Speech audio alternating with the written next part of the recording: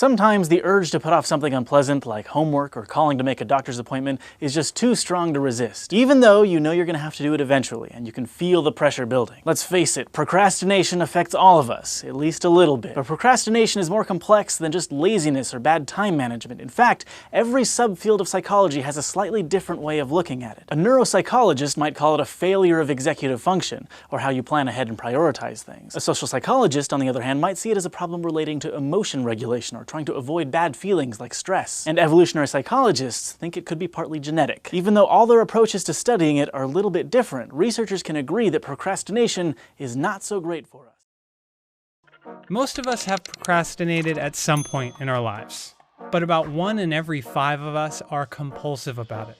They put off tasks and chores nearly every chance they get.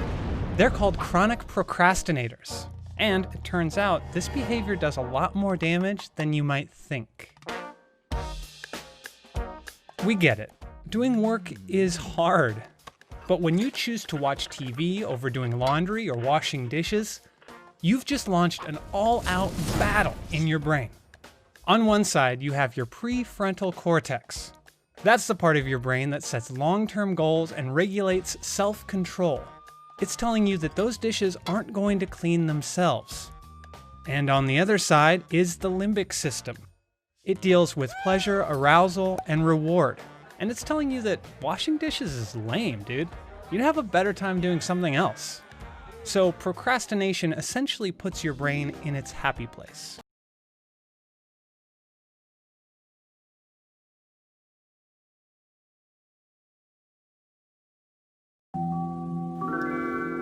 Hello, my name is Muhammad Amin bin Ahmad Azizi, and today I will be giving my speech to inform.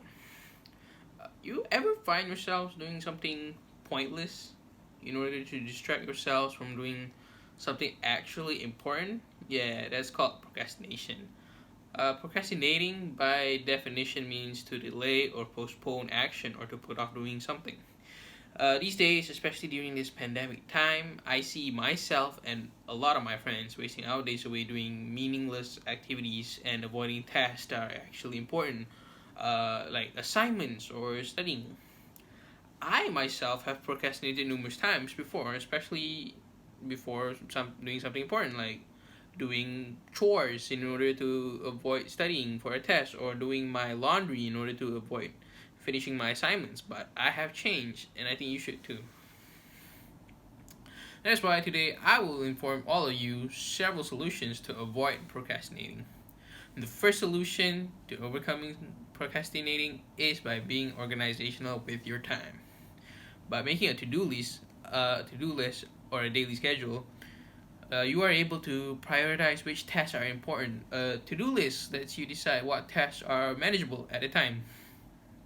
You can map out your daily routine with a schedule, and a balanced schedule should maximize your relaxation time without interfering with important work. Alright, now that you know how a good time management can help you overcome this problem, we should move on to my next point, which is you can avoid procrastinating by rewarding yourselves after completing an important task. Self-rewarding motivates you into doing tasks as it gives incentives to complete the task. You can base your rewards on the difficulty and importance of the task. Self-rewarding is also considered as another form of self-care, which is important. Well then, let's head off to the final point. The final point being, you can stop procrastinating by avoiding or removing distractions. Distractions in your environment, such as noise or visual distractions, can lead you to stray from the task at hand. So it is best to remove them. If the distraction is the environment itself, then you should move to a different space that provides more comfort and peace in order to finish your task.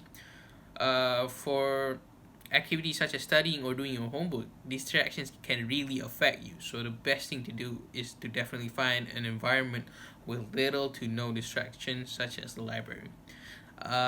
Just like that, we have reached the conclusion to my speech. To sum it up, to avoid procrastinating, you should organize your time to be more productive. Set reasonable goals with reasonable rewards, and free yourselves from distraction. With that, all of you are now informed on the variety of solutions to avoid procrastination. So the next time when you have something important due, please remember these tips in order to avoid procrastinating. That is all from me. Thank you.